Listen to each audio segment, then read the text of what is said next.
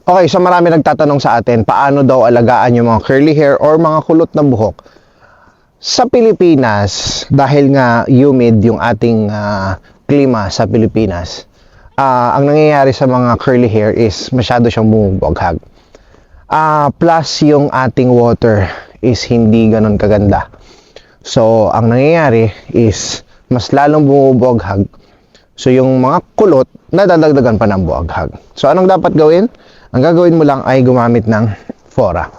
Okay? Bakit mo kailangan gumamit ng Fora? Itong Fora na to, mataas ang maganda ang klase ng ingredient niya.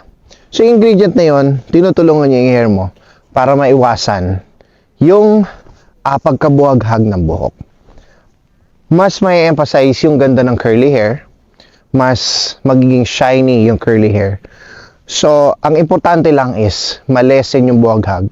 Okay lang na curly. Ang mahalaga, malinis, elegante, at manageable yung curly hair.